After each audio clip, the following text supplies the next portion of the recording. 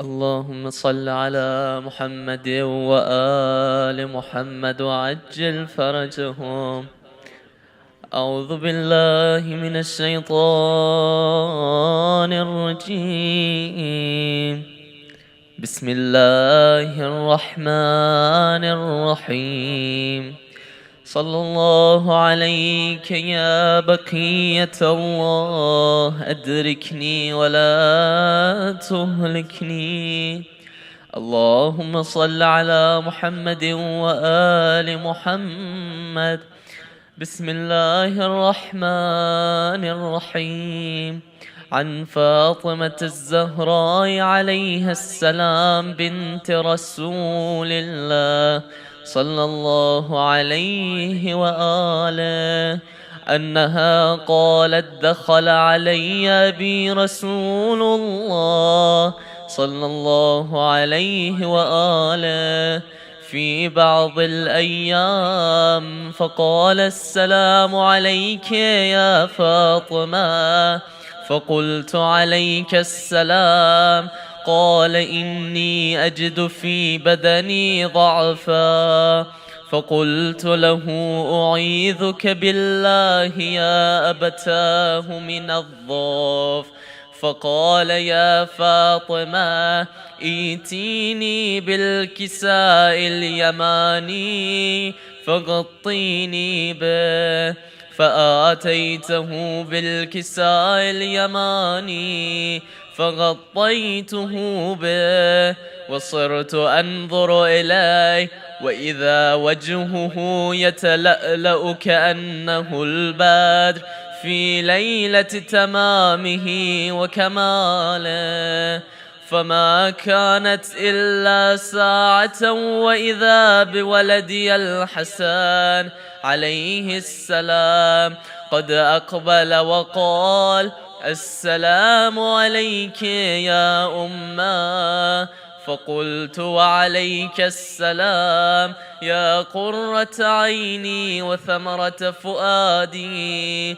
فقال: يا أمه، إني أشم عندك رائحة طيبة كأنها رائحة جدي رسول الله صلى الله عليه وآله.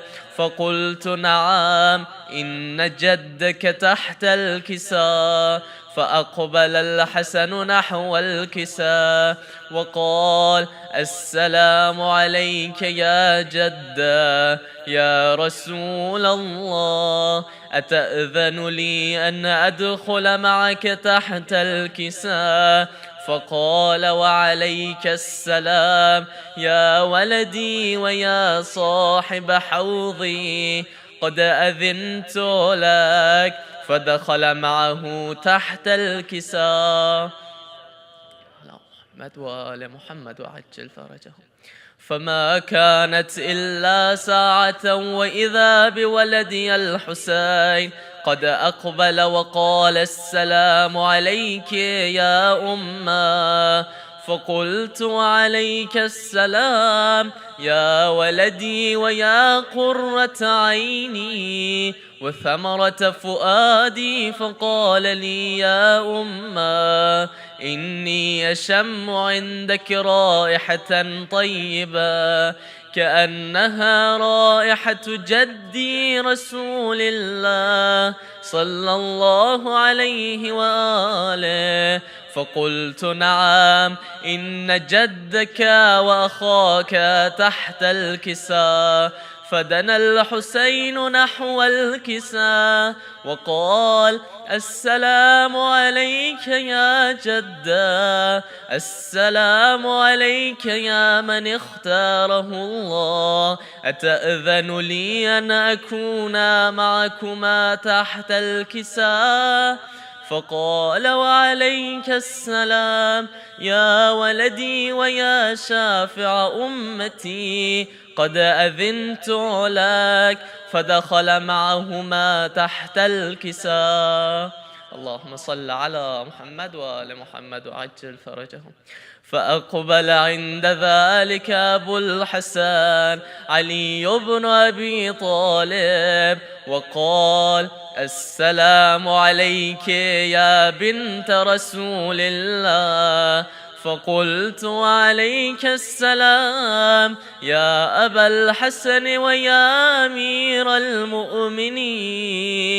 فقال: يا فاطمة، إني أشم عندك رائحة طيبة كأنها رائحة أخي وابن عمي رسول الله صلى الله عليه وآله. فقلت: نعم، ها هو مع ولديك تحت الكساء. فأقبل علي نحو الكساء وقال: السلام عليك يا رسول الله، أتأذن لي أن أكون معكم تحت الكساء؟ قال له: وعليك السلام يا أخي ويا وصي وخليفتي وصاحب لوائي، قد أذنت لك. فدخل علي تحت الكساء. اللهم صل على محمد وآل محمد وعجل. ثم أتيت نحو الكساء وقلت: السلام عليك يا أبتاه يا رسول الله، أتأذن لي أن أكون معكم تحت الكساء؟ قال: وعليك السلام يا بنتي ويا بضعتي، قد أذنت لك. فدخلت تحت الكساء. اللهم صل على محمد وآل محمد. فلما اكتملنا جميعا تحت الكساء أخذ بي رسول الله بطرفي الكساء وأومأ بيده اليمنى إلى السماء وقال: اللهم إن هؤلاء أهل بيتي وخاصتي وحامتي، لحمهم لحمي ودمهم دمي، يؤلمني ما يؤلمهم ويحزنني ما يحزنهم. أنا حرب لمن حاربهم وسلم لمن سالمهم وعدو لمن عاداهم ومحب لمن أحبهم. إنهم مني وأنا منهم، فاجعل صلواتك وبركاتك ورحمتك وغفرانك ورضوانك علي وعليهم، وأذهب عنهم الرجس وطهرهم تطهيرا. فقال الله عز وجل: يا ملائكتي ويا سكان سماواتي، إني ما خلقت سماء مبنيا ولا أرضا مدحيا ولا قمرا منيرا ولا شمسا مضيئا ولا فلكا يدور ولا بحرا يجري ولا فلكا يسري، إلا في محبة هؤلاء الخمسة الذين هم تحت الكساء. فقال الأمين جبرائيل: يا رب ومن تحت الكساء؟ فقال عز وجل: هم أهل بيت النبوة ومعادن الرسالة، هم فاطمة وأبوها وبعالها وبنوها. صل على محمد وآل محمد. فقال جبرائيل يا رب أتأذن لي أن أهبط إلى الأرض لأكون معهم سادسا؟ فقال الله نعم قد أذنت لك. فهبط الأمين جبرائيل وقال السلام عليك يا رسول الله، العلي الأعلى يقرئك السلام ويخصك بالتحية والإكرام ويقول لك وعزتي وجلالي إني ما خلقت سماء مبنيا ولا أرضا مدحيا ولا قمرا منيرا ولا شمسا مضيئا ولا فلكا يدور ولا بحرا يجري ولا فلكا يسني إلا لأجلكم ومحبتكم، وقد أذن لي أن أدخل معكم، فهل تأذن لي يا رسول الله؟ فقال رسول الله وعليك السلام يا أمين وحي الله، إنه نعم قد أذنت لك. فدخل جبرائيل معنا تحت الكساء. اللهم صل على محمد وآل محمد.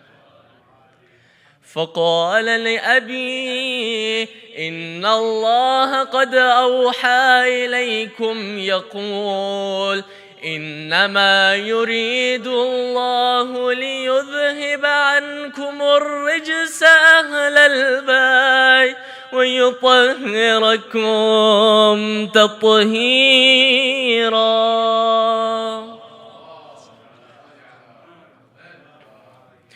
فقال علي لأبي يا رسول الله أخبرني ما لجلوسنا هذا تحت الكساء من الفضل عند الله.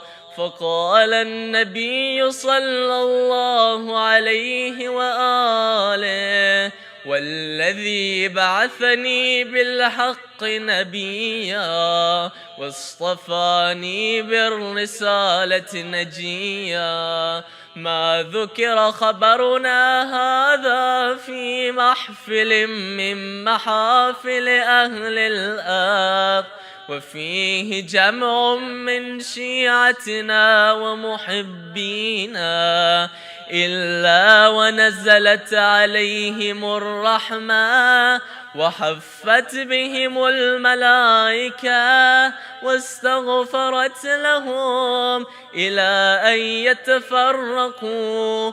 فقال علي عليه السلام إذ والله فزنا وفاز شيعتنا ورب الكعبة.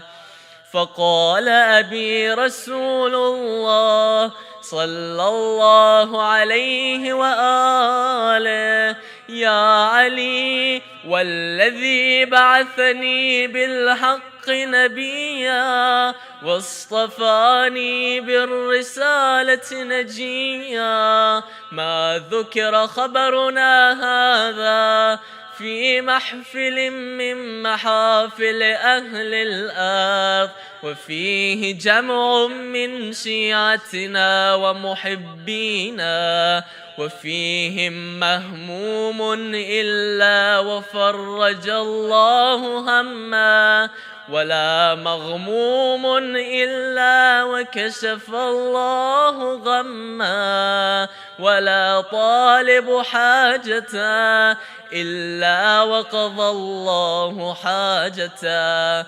فقال علي عليه السلام إذا والله فزنا وسعدنا وكذلك شيعتنا فازوا وسعدوا في الدنيا والآخرة ورب الكعبة.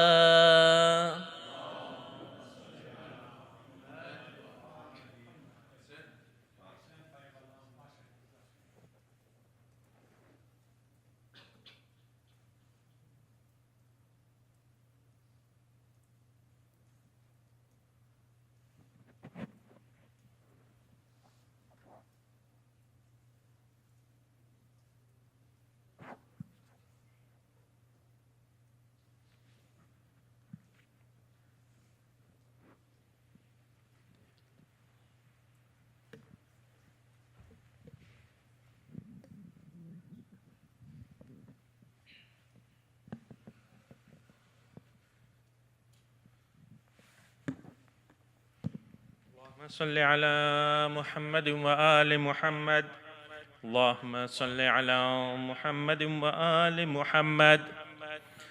اللهم صل على محمد وآل محمد. بسم الله الرحمن الرحيم. اللهم إني أسألك برحمتك التي وسعت كل شيء وبقوتك التي قهرت بها كل شيء وخزع لها كل شيء وذل لها كل شيء وبجبروتك التي خلقت بها كل شيء وبعزتك التي لا يقوم لها شيء وبعزمتك التي ملأت كل شيء وبسلطانك الذي على كل شيء وبوجهك الباقي بعد فناء كل شيء وبأسمائك التي ملأت أركان كل شيء وبعلمك الذي أحاط بكل شيء وبنور وجهك الذي يضاء له كل شيء.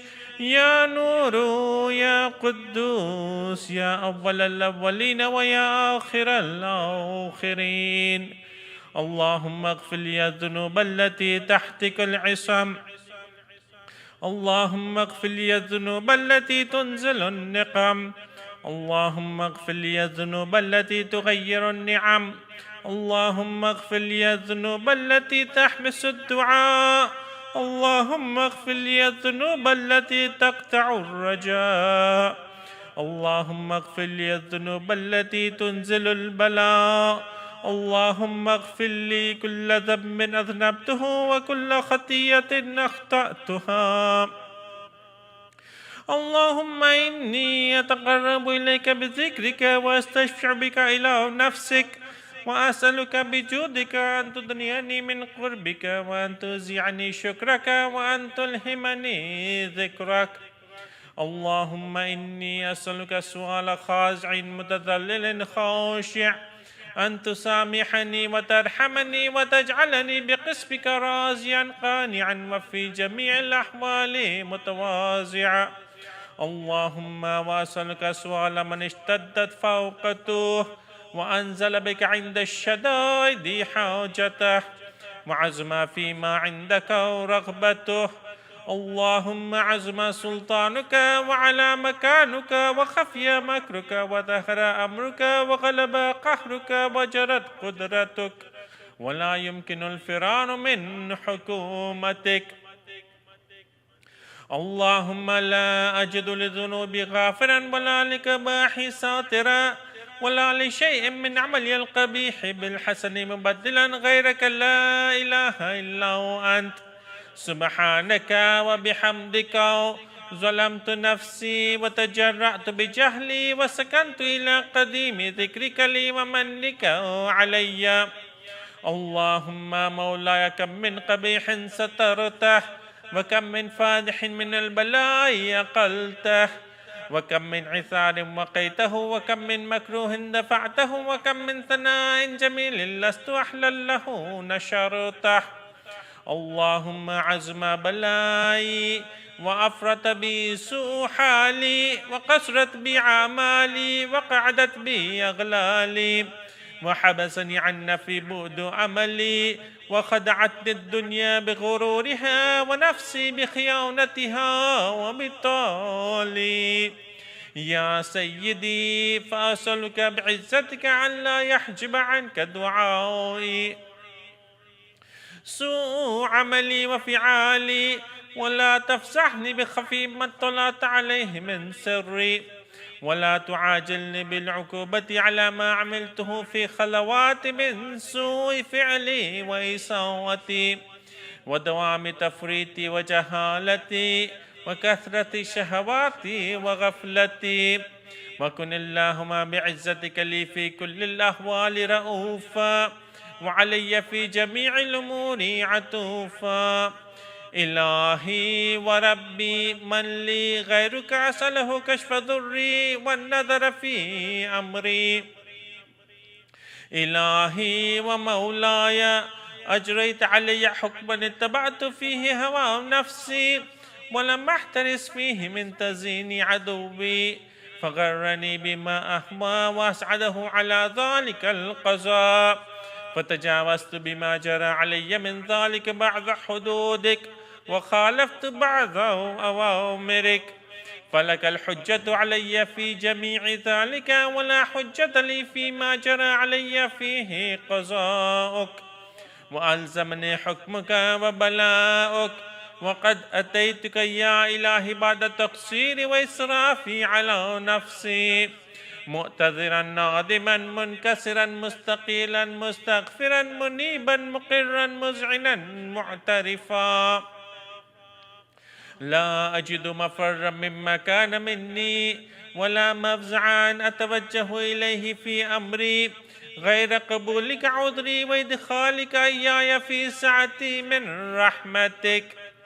اللهم فاقبل عذري وارحم شدة ذري، وفكني من شدي وثاقي. يا رب ارحم ضعف بدني ورقة جلدي ودقة عزمي. يا من بدا خلقي وذكري وتربيتي وبري وتغذيتي، هبني لابتداء كرمك وسالف برك بي. يا إلهي وسيدي وربي، أتراك معذبي بنارك بعد توحيدك، وبعد ما انتوى عليه قلبي من معرفتك، ولهج به لساني من ذكرك، واعتقده ضميري من حبك، وبعد صدق اعترافي ودعائي خاضعا لربوبيتك. هيهات أنت أقرب من أن تزيع من ربيته، أو تبعد من أدنيته، أو تشرد من آويته، أو تسلم إلى البلاء من كفيته ورحمته. وليت شعري يا سيدي وإلهي ومولاي، أتسلط النار على وجوه خرت لعظمتك ساجدة، وعلى ألسن نطقت بتوحيدك صادقة، وبشكرك مادحة، وعلى قلوب اعترفت بإلهيتك محققة، وعلى ضمائر حوت من العلم بك حتى صارت خاشعة، وعلى جوارح سعات الأوطان تعبدك طائعة، وأشارت باستغفارك مذعنة. ما هكذا الظن بك ولا أخبرن بفضلك عنك يا كريم. يا ربي، وأنت تعلم ضعفي عن قليل من بلاء الدنيا وعقوباتها، وما يجري فيها من المكاره على أهلها، على أن ذلك بلاء ومكروه قليل مكثه يسير بقاؤه قصير مدته، فكيف احتمال لبلاء الآخرة وجليل وقوع المكاره فيها وهو بلاء تطول مدته ويدوم مقامه ولا يخفف عن أهله، لأنه لا يكون إلا عن غضبك وانتقامك وسخطك، وهذا ما لا تقوم له السماوات والأرض. يا سيدي، فكيف لي وأنا عبدك الضعيف الذليل الحقير المسكين المستكين؟ يا إلهي وربي وسيدي ومولاي، لأي الأمور إليك أشكو، ولم منها زج وأبكي لأليم العذاب وشدته أم لطول البلاء ومدته؟ فلئن صيرتني للعقوبات مع أعدائك وجمعت بيني وبين أهل بلائك وفرقت بيني وبين أحبائك وأوليائك فهبني يا إلهي وسيدي ومولاي وربي صبرت على عذابك فكيف أصبر على فراقك وهبني صبرت على حر نارك فكيف أصبر عن النظر إلى كرامتك أم كيف أسكن في النار ورجاء عفوك فبعزتك يا سيدي ومولاي أقسم صادقا لئن تركتني ناطقا لأزجن إليك بين أهلها زجيج الآملين ولا أصرخن إليك صراخ المستصرخين ولا أبكين عليك بكاء الفاقدين ولا أنادينك أين كنت يا ولي المؤمنين يا غاية آمال العارفين يا غياث المستغيثين يا حبيب قلوب الصادقين ويا إله العالمين أفتراك سبحانك يا إلهي وبحمدك تسمع فيها صوت عبد مسلم سجن فيها بمخالفته وذاق طعم عذابها بمعصيته وحبس بين أطباقها بجرمه وجريرته وهو يزج إليك زجيجا مؤملا لرحمتك ويناديك بلسان أهل توحيدك ويتوسل إليك بربوبيتك يا مولاي فكيف يبقى في العذاب وهو يرجو ما سلف من حلمك أم كيف تؤلمه النار وهو يعمل فضلك ورحمتك أم كيف يهرقه لهيبها وأنت تسمع صوته وترى مكانه أم كيف يشتمل عليه زفيرها وأنت تعلم ضعفه أم كيف يتقلقل بين أطباقها وأنت تعلم صدقه أم كيف تزجره زبانيتها وهو يناديك يا ربه أم كيف يرجو فضلك في عنقه منها فتتركه فيها هيهات ما ذلك الظن بك ولا المعروف من فضلك ولا مشبه لما عاملت به الموحدين من برك وإحسانك فباليقين يقدر لولا ما حكمت به من تعذيب جاحديك وقضيت به من إخلاد معانديك لجعلت النار كلها بردا وسلاما وما كانت لأحد فيها مقرا ولا مقاما لكنك تقدست أسماؤك أقسمت أن تملأها من الكافرين من الجنة والناس أجمعين وأن تخلد فيها المعاندين وأنت جل ثناؤك قلت مبتدئا وتطولت بالإنعام متكرما أفمن كان مؤمنا كمن كان فاسقا لا يستوون إلهي وسيدي فأسألك بالقدرة التي قدرتها وبالقضية التي حتمتها وحكمتها وغلبت من عليه أجريتها أن تهب لي في هذه الليلة وفي هذه الساعة كل جرم أجرمته وكل ذنب أذنبته وكل قبيح أسررته وكل جهل عملته كتمته أو أعلنته وأخفيته أو أظهرته وكل سيئة أمرت بإثباتها الكرام الكاتبين الذين وكلتهم بحفظ ما يكون مني وجعلتهم شهودا علي مع جوارحي وكنت أنت الرقيب علي من ورائهم والشاهد لما خفي عنهم وبرحمتك أخفيته وبفضلك سترته وأن توفر حظ من كل خير أنزلته أو إحسان فضلته أو بر نشرته أو رزق بسطته أو ذنب تغفره أو خطأ تستره يا ربي يا ربي يا رب يا ربي يا ربي يا رب يا ربي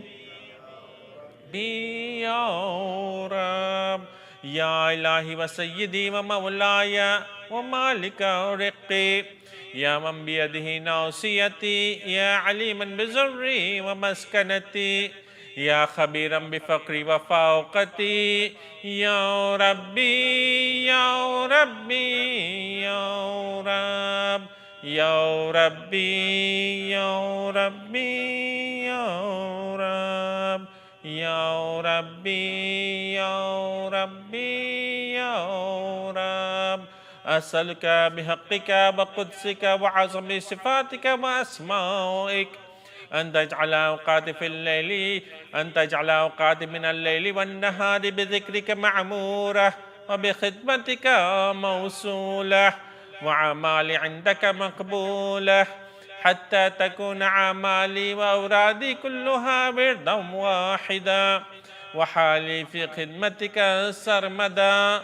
يا سيدي يا من عليه معولي، يا من إليه شكوت أحوالي، يا ربي يا ربي يا رب، يا ربي يا ربي يا رب، يا ربي يا ربي يا رب. قوي على خدمتك جوارحي، واشدد للعزيمة جوانحي، وهب لي الجد في خشيتك والدوام في الاتصال بخدمتك، حتى أسرح عليك في ميادين السابقين، وأسري إليك في المبادرين، وأشتاق إلى قربك في المشتاقين، وأدنو منك دنو المخلصين، وأخافك مخافة الموقنين، واجتمع في جوارك مع المؤمنين. اللهم ومن أرادني بسوء فارده، ومن كادني فكده، واجعلني من أحسن عبيدك نصيبا عندك، وأقربهم منزلة منك، وأخسهم زلفة لديك، فإنه لا ينال ذلك إلا بفضلك، وجد لي بجودك، وعطف علي بمجدك، واحفظني برحمتك، واجعل لساني بذكرك لهجا، وقلبي بحبك متيما، ومن علي بحسن إجابتك، وأقلني عثرتي، واغفر زلتي، فإنك قضيت على عبادك بعبادتك، وأمرتهم بدعائك، وضمنت لهم الإجابة. فإليك يا رب نسبت وجهي، وإليك يا رب مددت يدي، فبعزتك استجب لي دعائي، وبلغني منايا، ولا تقطع من فضلك رجائي، واكفني شر الجد والإنس من عدائي. يا سريع الرضا اغفر لمن لا يملك إلا الدعاء، فإنك فعال لما تشاء، يا من اسمه دواء وذكره الشفاء، وطاعته غنى. ارحم من رأس ماله الرجاء، وسلاحه البكاء، يا سابق النعم، يا دافع النقم، يا نور المستوحشين في الظلم، يا عالما لا يعلم. صل على محمد وآل محمد، وافعل بما أنت أهله، وصلى الله على رسوله والأئمة الميامين من آله، وسلم تسليما كثيرا.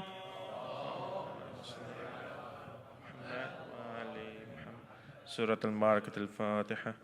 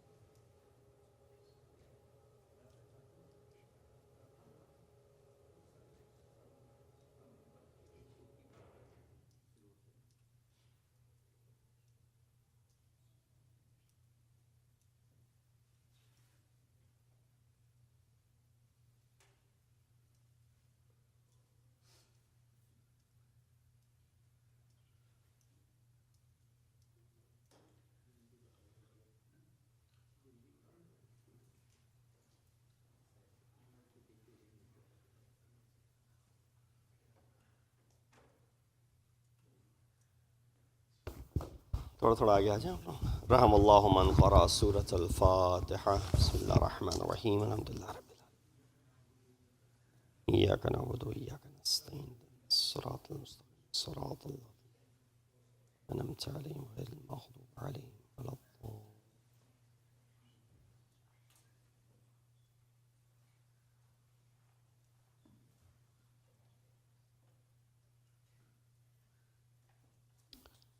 Please recite Surah Fatiha for the sponsors of tonight's program.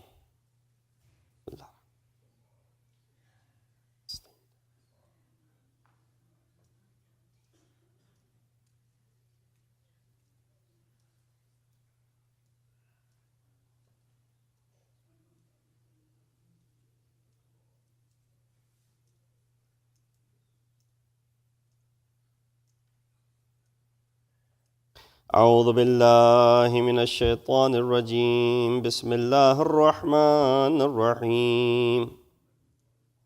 الحمد لله الذي قصرت عن رؤيته أبصار الناظرين وعجزت عن نعته أوهام الفاسفين.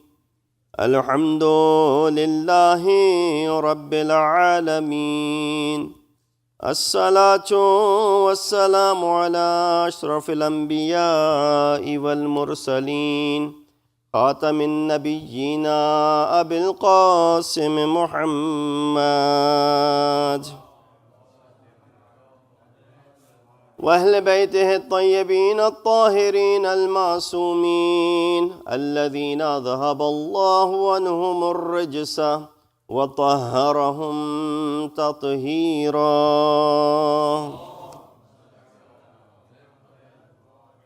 أما بعد فقد قال الله تبارك وتعالى وقوله الحق وهو أصدق القائلين. بسم الله الرحمن الرحيم. ثم أورثنا الكتاب الذين اصطفينا من عبادنا صدق الله العلي العظيم. صلوات بيجي محمد.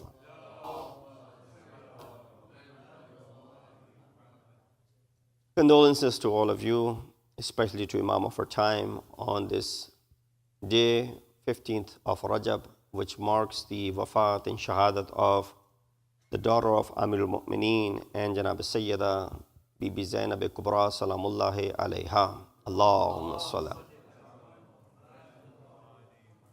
It is mentioned in the books of history that on this day in the year 62 after Hijrah, and in some riwayat 63 after Hijrah, Janab Zainab Kubra departed this world. And as far as her burial is concerned, there are different riwayat. One of the famous riwayat or the famous mazar that she has is in present-day Sham, in Syria, in Damascus. The other two riwayat suggest that she was buried in Misr, as there's a maqam of Sayyidah Zainab in Misr as well. And while majority of the scholars believe that she never left the city of Medina after returning from the events of Karbala, and that's where her shahada took place, and her place of burial is unknown. But without the doubt that any place that is associated with the Ahlul Bayt or the family of Ahlul Bayt has karamat. So for those of you who have had the chance to visit her shrine in Damascus, of course, you've seen the exalted grandeur of that maqam and that place. And those who lived there, those who were students there, those who studied in the Hawza of Sayyid Zainab can also allude to the fact that all the karamat that they have witnessed with their own eyes. So therefore it is something which we do not undermine, regardless of the fact where they are buried. If a place is associated with them, it has barakat. Just the azakhana that we have in our own houses sometimes, when we bring these tabarrukat from these holy sites, and we respect them, we honor them, and we teach our kids to respect and revere and honor them. Now, of course, without worshiping them, without prostrating in front of them, we keep them in an honorable place and we show respect towards it because it reminds us of these great places which we have visited, and the replica of it is in our houses or in our Husainiyat, in our Imam Bargas. The fact of the matter is, this Kaaba is also a replica of the real Kaaba, which is Bayt-e-Ma'mur, where the angels are constantly doing the tawaf of the Kaaba, Bayt-e-Ma'mur, right beneath it where we have the Kaaba on the face of the earth, where you and I perform the rituals of Hajj. And Allah subhanahu wa ta'ala calls this to be Baytullah and His house. While it is not the real Baytullah, it is the replica of the original Baytullah. So with that said, the establishment of the maqam of Sayyidah Zainab in Dimashq is something of very, maqam, which is people go a lot and they pay their respects and they visit. Of course, nowadays it is not as easy. I don't remember the last time I went there or any of you had had the chance to go. And now with the new regime in place, God knows when we will ever get the opportunity to visit that magnanimous place of the maqam of Sayyidah Zainab. And it is, to lose hope is not something which we are supposed to do. Quran tells us, لا تقنطوا من روح الله, لا تيأسوا من روح الله. Don't lose hope in the mercy of Allah subhanahu wa ta'ala. And Allah is merciful. And inshallah, if we make this dua, one day, inshallah, you and I will be able to perform the ziyarat of Janab Zainab Kubra, Salamullahi alayha. Salawat ala Muhammad wa ali Muhammad. Janab Zainab is not amongst the 14 Masoom, but she has the privilege of being brought up under the guidance of 5 of the first from the Ahl Kisa. She is the one who is raised in the arms of Ahl Kisa. While she is not part of this, and she is not a Ma'asuma in the sense that there are only 14 Masoom, but she is the next thing that you have near the Ismat and Taharat. And therefore you look at her parvarish and upbringing is done in the time she is about 6 or 7 years old when the Wafat of Rasulullah takes place. She is about 7 years old when the Shahadat of Janab Sayyidah, her mother, takes place. And in the year 40 after Hijrah, when she is about 34, 35 years old, is when the Shahadat of Amir al-Mu'mineen takes place. And then in the year 50, when she is about 45 years old, is when the Shahadat of Imam Hassan al-Mujtaba takes place. And of course, she witnesses the Shahadat of Imam Hussein as well. So she spent all this time, and then a year later, after the Shahadat of Imam Hussein, she departs this world as well. There's a riwayah that I read, and I've heard ulama recite it as well, that Janab Sayyidah spoke to her. Janab Zainab was about 4 years old or 5 years old at that time. And she gave her wasaya. And she said, "O Zainab, Allah subhanahu wa ta'ala has sent 5, or Jibreel has brought 5 kafan from paradise. One of them belongs to your grandfather, which your father has already given. And the 4 of them belong to 4 of us. O Zainab, hold up these kafans that you see in front and I'll tell you which one belongs to who." She held the first kafan. She said, "This one belongs to me. When I leave this world, your father will ask you, O Zainab, where is the kafan that your mother had handed to you? Give him this kafan because this one belongs to me."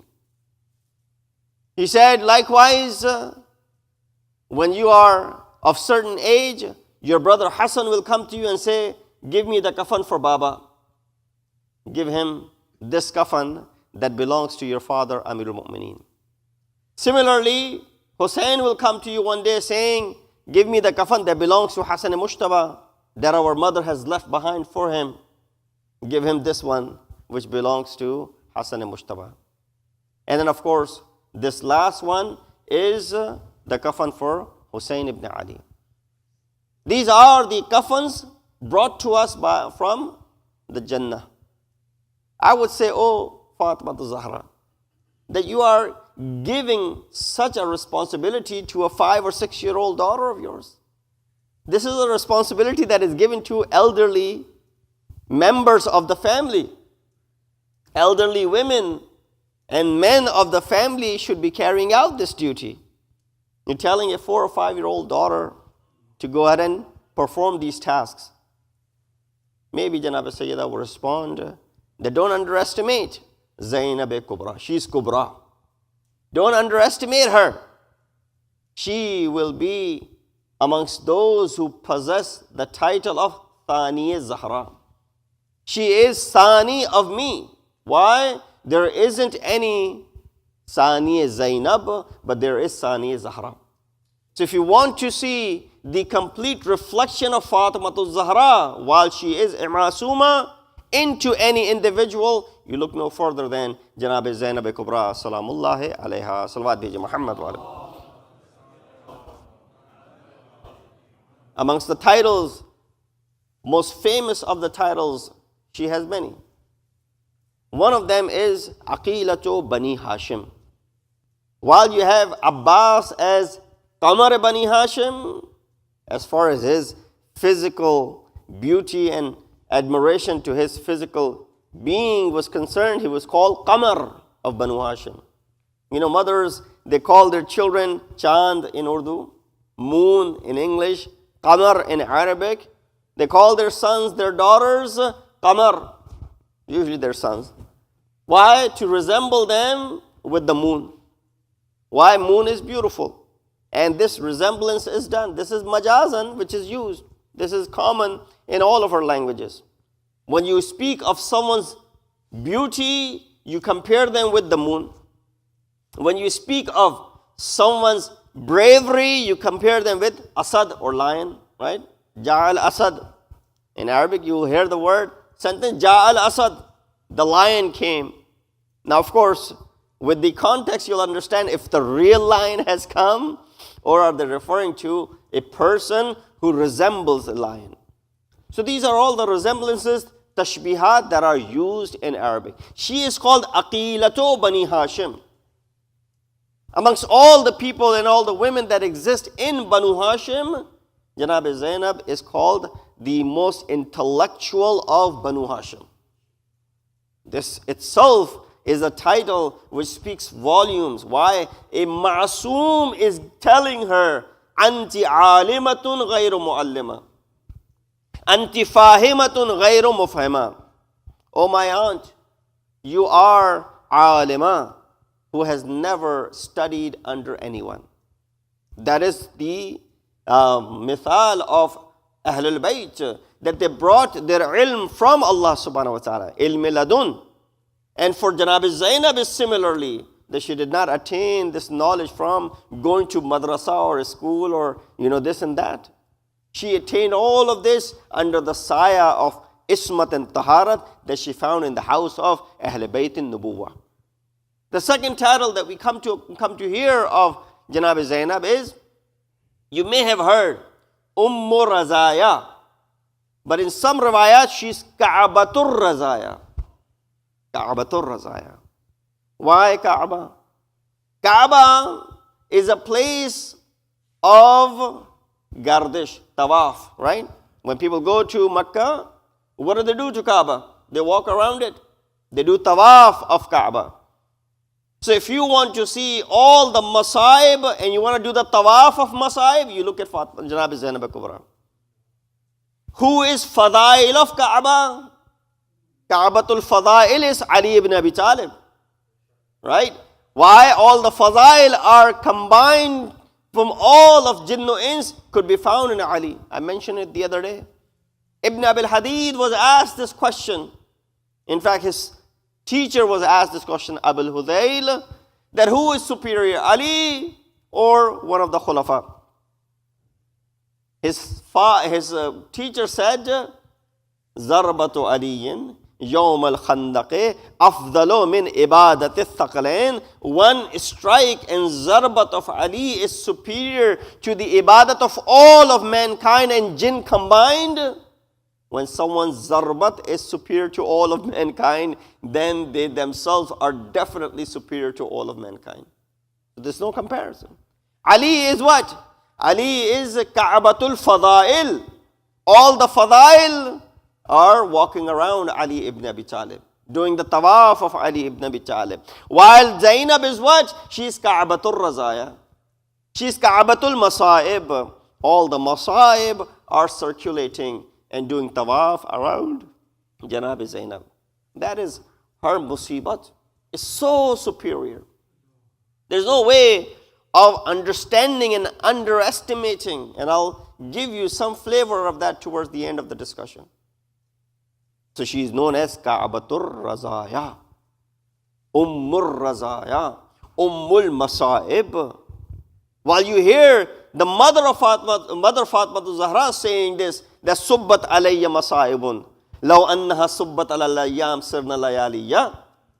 But Zainab is considered to be the mother of all and the Kaaba of all of the Masa'ib. Before I bring you towards Masa'ib, I recited this ayat from Surah Fatir. Ayat number 32. ثُمَّ أَوْرَثْنَا الْكِتَابَ الَّذِينَ اسْتَفَيْنَا مِنْ عِبَادِنَا. We gave the book as an inheritance to our chosen servants. Now, Quran is a book, which is a book without any flaws and does not have any deficiency. We consider this Quran to be, as the ayat itself suggests, نَحْنُ إِنَّا نَحْنُ نَزَّلْنَا الذِّكْرَ وَإِنَّا لَهُ لَحَافِظُونَ. That we have revealed this dhikr and we are the protectors of the dhikr. Meaning there cannot be anything added or removed from this Quran. It will remain forever and intact forever like this. While the other faiths cannot claim that. Christians cannot say the same thing about their book. Injil has been changed, and they changed it themselves. They said there were many things in Injil which were obsolete, which would not be so relevant to the people of this society in this age, and therefore we need to get rid of it. And we need to change it. We need to modify it. So they went ahead and they modified Injil. Same could be said about other scriptures. But when it comes to Quran, we believe that Quran has not been changed at all. The fact of the matter is the Ahlul Bayt, and in particular Bibi Zainab, used this Quran in her favor. You look at a lady whose life filled with merits and fadail, being under the tutelage of Rasulullah, Janab Sayyida, Amirul Mu'mineen, Hasanain. But at the same time, her life is overshadowed by the 2 years of her life. 1 year in Karbala, and the second year when her Shahada takes place. The 61st year after Hijrah is all the focus of her life. And why shouldn't it be? It makes sense. Why? Because that's where she really endured all the masa'ib for which she received these titles. But when you look at a woman, and I'll come back to the masa'ib, but when you look at a woman, I'm not reciting the masa'ib yet, who has gone through all she did go through. And where did she get all this strength? To have the strength and the courage to stand in front of Hakim when people are trembling and shaking, and that too speak eloquently, and that too reference the ayat of Quran, shows the command that Janab Zainab had on Quran. She was a mufassir of Quran in the years when her father was in Kufa. Now when she returns back to Kufa, She reminds them, 20 years ago, I used to do the tafsir of Quran. Let me show you what Quran has done to me. How Quran has inspired me.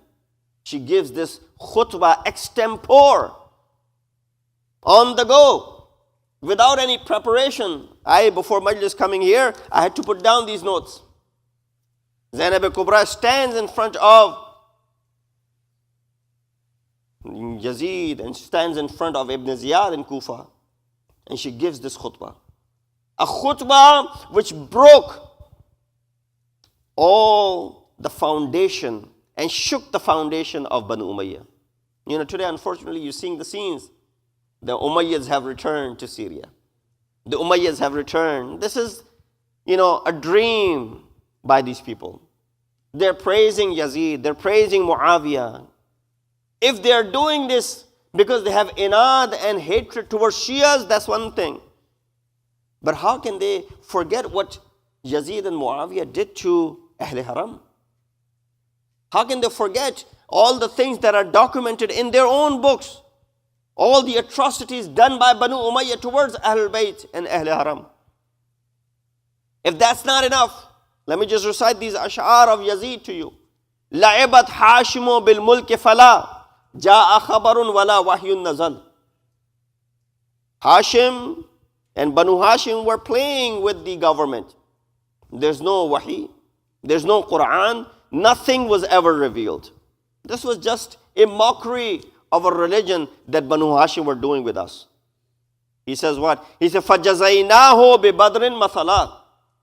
We are compensating for what happened to us in Badr. فَأَقَمْنَا مِثْلَ بَدْرٍ فَأَتَدِلْ. We establish another Badr so that there is balance from what happened to us to what happens today. He said, لَسْتُ مِنْ خَنْدَفٍ إِنْ لَمْ أَنْتَقِمْ. I do not belong to that tribe which they were so proud of. If I don't take this revenge, you say, you'll change my name if I don't go ahead and do this. That's what Yazid is saying. If I don't take this revenge, you might as well remove me from that tribe that I belong to. Min Bani Ahmada ma kana fa'al. From Bani Ahmad, from the progeny of Rasulullah, for what they had done to us. So he is openly challenging. So if you have inad and hatred towards the Shias, you're calling Banu Umayyah have returned and the hukumat of Yazid has returned and Muawiyah has returned and you're going to rule Sham once again. And this is all because you have hatred towards the followers of Imam Hussain and Shi'an Ali. We already knew what kind of parwarish and training and upbringing was done in the 25 years of Muawiyah in Sham. What did he do? Aside from, seeds that were sown of hatred towards Ahlul Bayt. People were doing what? They were cursing Ali. They were cursing Ali. So if you and I are getting cursed by these very people, don't be surprised. Ali ibn Abi Talib was not spared. You heard the other day in the speech as well that how Imam Nasai had to write a book called Khasa'is Amirul Mu'mineen to brighten the people, to enlighten the people of Sham how they were being misled for the past 25 years. When Ali was killed in Mihrab, they said, what was Ali doing in Mihrab? They were so much taken away from the reality. So when that time, which was the time of Ali, they were so far away from reality, you think 14 centuries later they have learned anything? That is the same. So our duty should be to humbly remind them. Our duty should be to educate them. Because people, when they are blindfolded, when they're blinded by something like this, they will never see the real picture. But it does not make it oblivious of us that we shouldn't have the opportunity to go ahead and guide someone. يُخْرِجُونَهُم مِّنَ الظُّلُمَاتِ إِلَى النُّورِ. Bring them out of the darkness of zulamat towards nur. Janab Zainab could easily raise the hands and curse on these people. And you think the adab of Ilahi will wait for it to come? When Naqe Saleh, 3 days Hazrat Saleh ﷺ had said, the ayat of Quran is there, that ثلاثة أيام ذلك وعد غير مكذوب. This is the wa'ada from Allah subhanahu wa ta'ala, which is غير مكذوب. This will happen. What happened in 3 days? The entire ummah of Hazrat Saleh ﷺ was destroyed for killing one she-camel. This is how Allah takes intiqam. And you have heard this.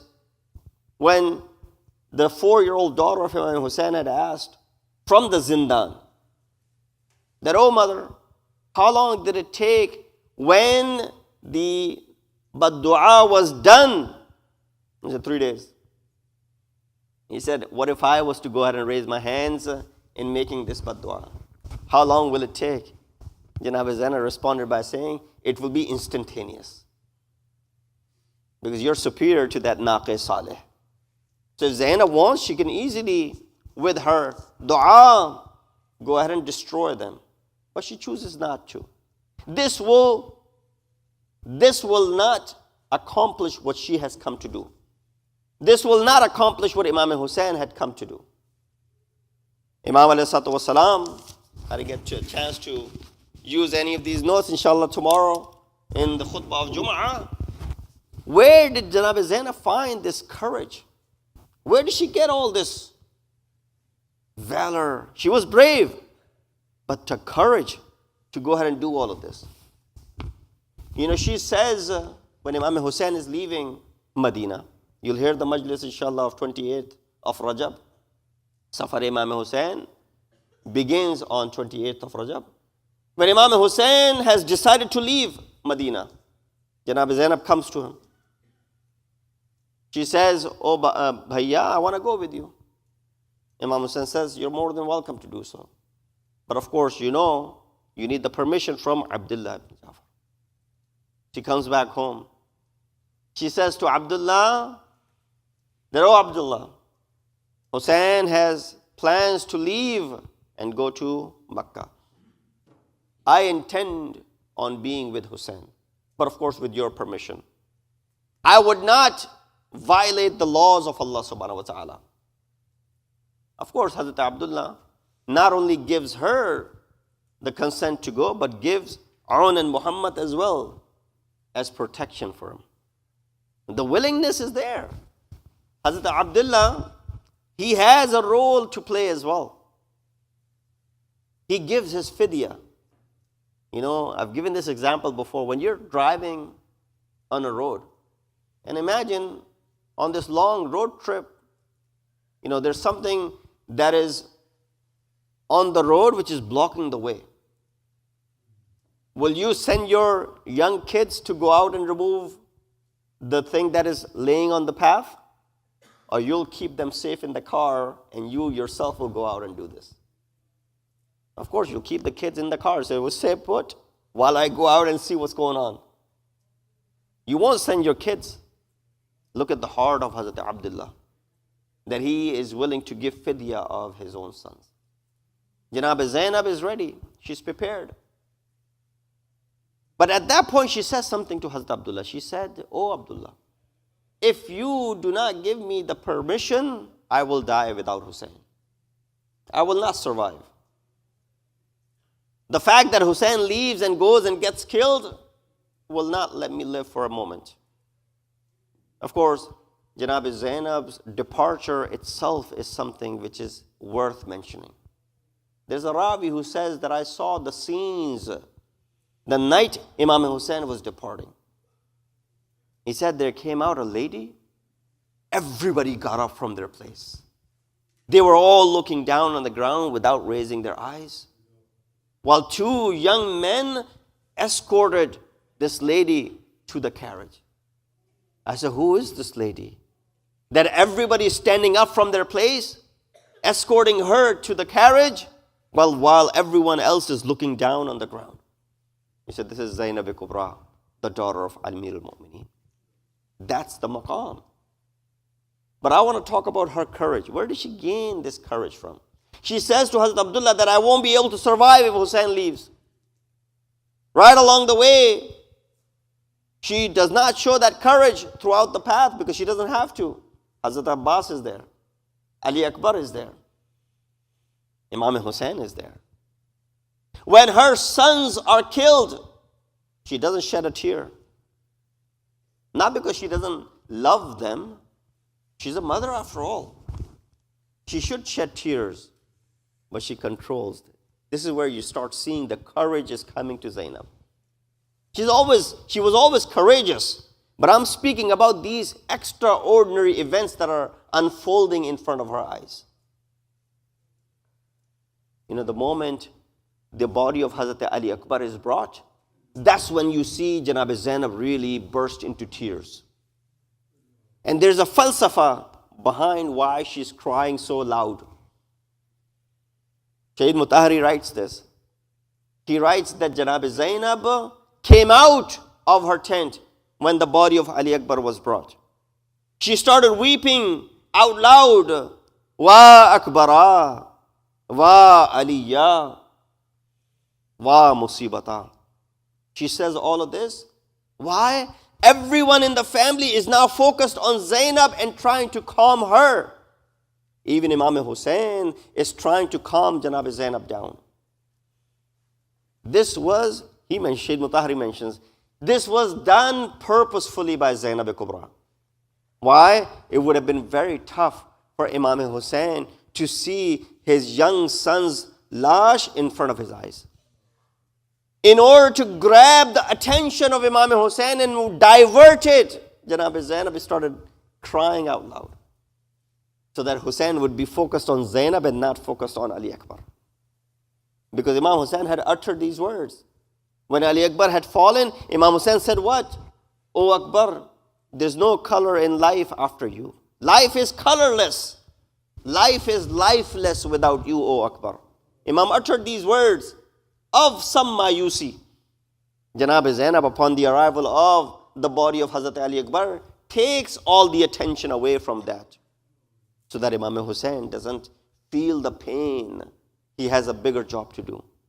But when she really gets that courage, on the night when Imam Hussein is giving all the asrar and rumuz and passing the secrets of imamah to Imam Zainul Abidin.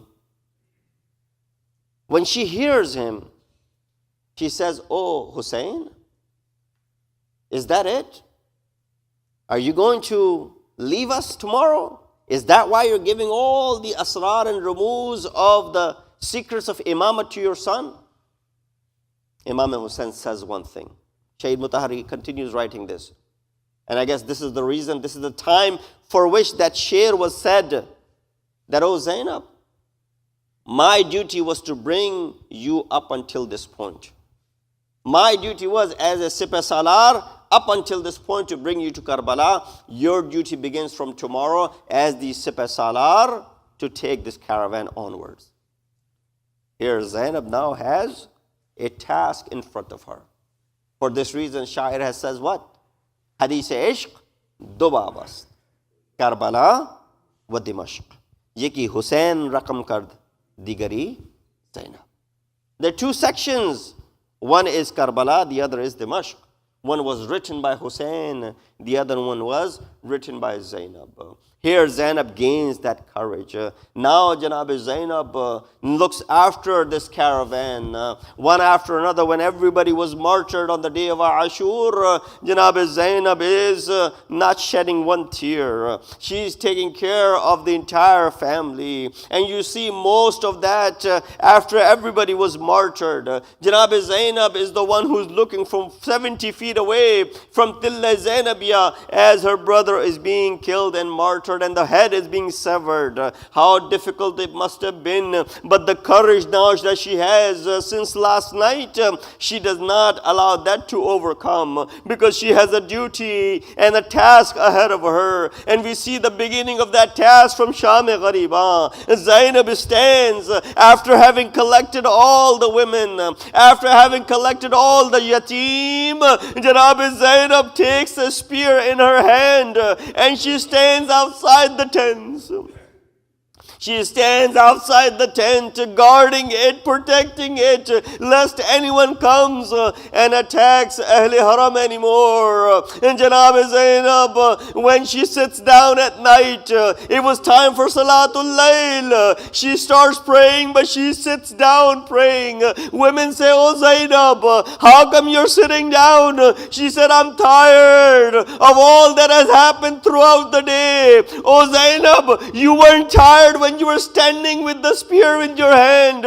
She said, "Yes, that was the official duty, and that was the duty Hussein had given to me." Ajrukum Allah. May Allah give you no grief, no sorrow except the grief of Ahlul Bayt. Janab Zainab gives this khutbah in the darbar of Ibn Ziyad. Then she moves to Kufa, from Kufa to Sham. After Sham, she returns victorious, and inshallah one day the flag of Zainab will rise again in Sham.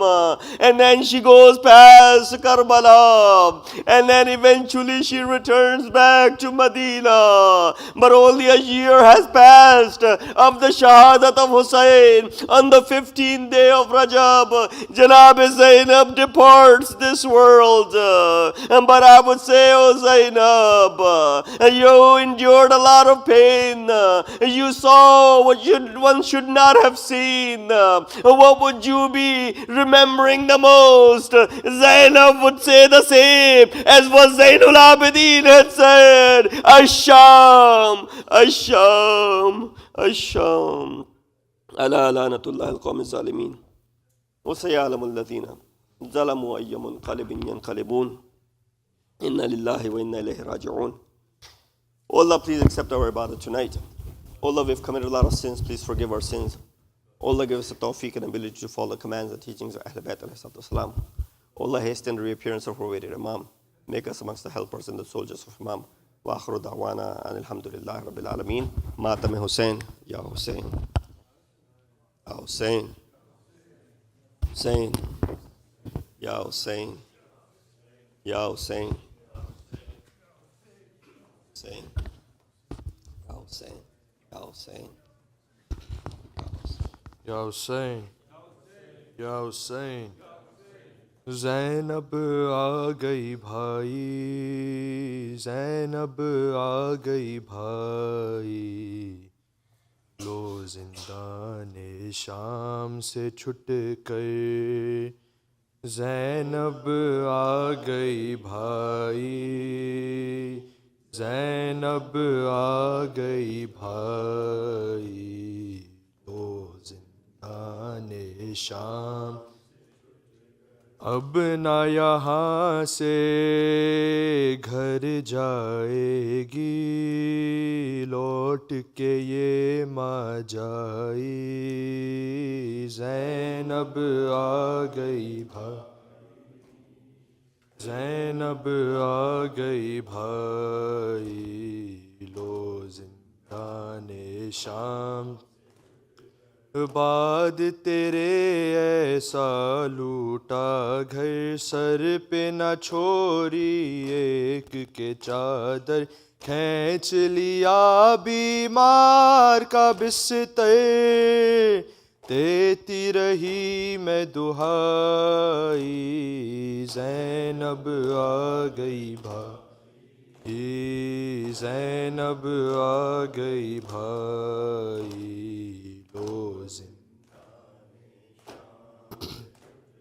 तारीकी रस्ते अनजाने, दुश्मन हर सूने ज़ेताने. करबो बला के बन में न जाने, कैसी शाम थी आई. ज़ैनब आ गई भाई, ज़ैनब आ गई भाई, ओ जिंदा। हसरत तो थी जाने ख्वाहर, देते इजाज़त गर ये सितमगर, मैयत पर कुछ देर ठहर कर, रो लेती माँ जाई, ज़ैनब आई भाई, ज़ैनब आ गई भाई। अब ना यहाँ से घर जाएगी, लौट के ये माँ जाई, ज़ैनब आ गई भाई। या हुसैन, या हुसैन, अल्लाहुम्मा सल्ली अला। तवज्जो ज़ियारत।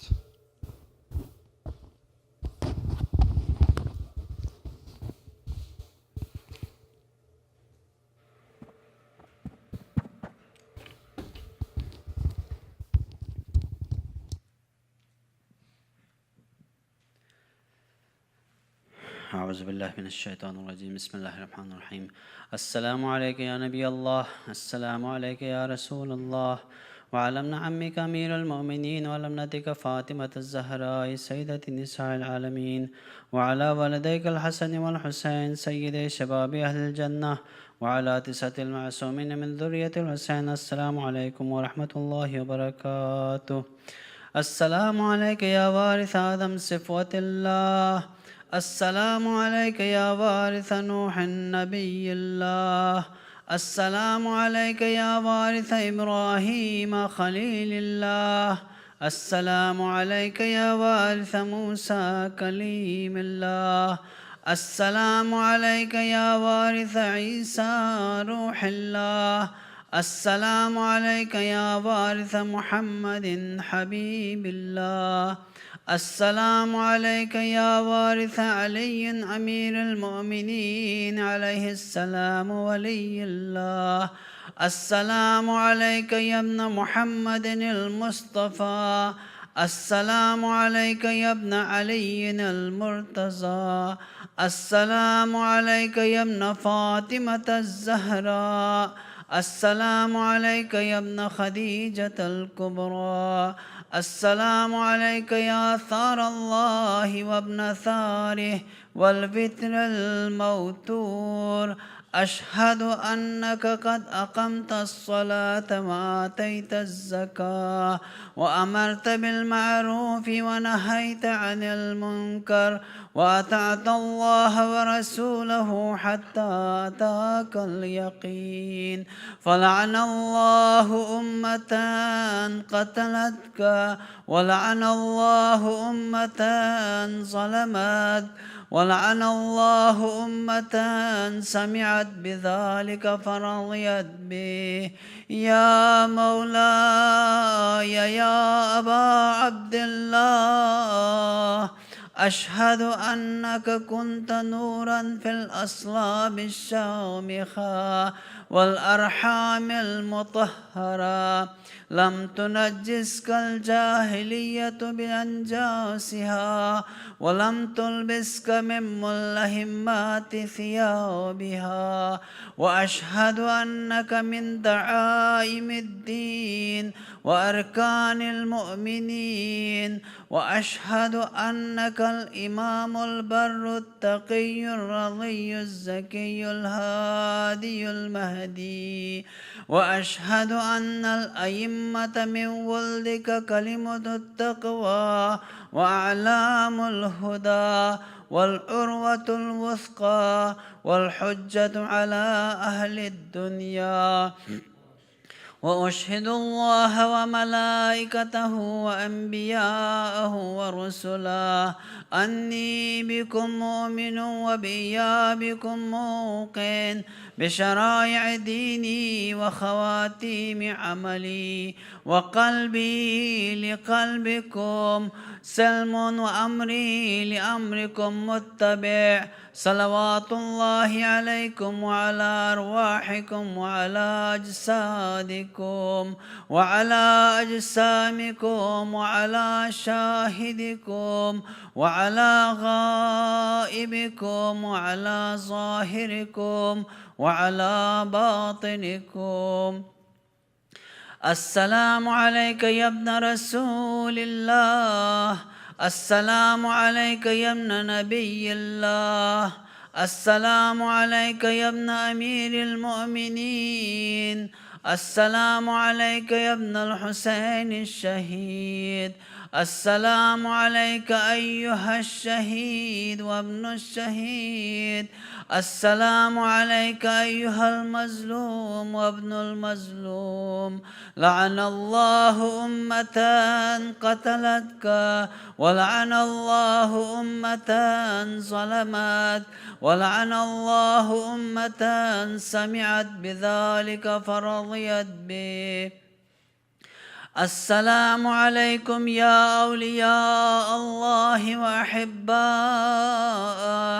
السلام عليكم يا أصفياء الله وأوداه، السلام عليكم يا أنصار دين الله، السلام عليكم يا أنصار رسول الله، السلام عليكم يا أنصار أمير المؤمنين، السلام عليكم يا أنصار فاطمة سيدة نساء العالمين، السلام عليكم يا أنصار أبي محمد الحسن بن علي الولي الناصح، السلام عليكم يا أنصار أبي عبد الله، بأبي أنتم وأمي طبتم وطابت الأرض التي فيها دفنتم وفزتم فوزا عظيما. فيا ليتني كنت معكم فأفوز معكم. السلام عليك يا أبا الفضل العباس ابن أمير المؤمنين، السلام عليك يا ابن سيد الوسيين، السلام عليك يا ابن أول القوم إسلاما وأقدمهم إيمانا وأقومهم بدين الله وأحوطهم على الإسلام. أشهد لقد نصحت لله ولرسوله ولأخيك فنعم الأخ المواسي. فلعن الله أمة قتلتك، ولعن الله أمة ظلمتك، ولعن الله أمة استحلت منك المحارم وانتهكت حرمة الإسلام. فنعم الأخ الصابر المجاهد المحامي الناصر، والأخ الدافع عن أخيه المجيب إلى طاعة ربه، الراغب فيما زهد فيه غيره من الثواب الجزيل والثناء الجميل. وألحقك الله بدرجة آبائك في جنات النعيم. السلام عليك يا غريب الغرباء، السلام عليك يا معين الضعفاء والفقراء، السلام عليك يا شمس الشموس وأنيس النفوس أيها المدفون بأرض الطوس. السلام عليك يا علي بن موسى الرضا ورحمة الله وبركاته. السلام عليك يا صاحب الأسر والزمان، السلام عليك يا خليفة الرحمن، السلام عليك يا شريك القرآن، السلام عليك يا إمام زماننا عجل الله تعالى فرجه وسهل الله مخرجه وجعلنا من أنصارك وأعوانك.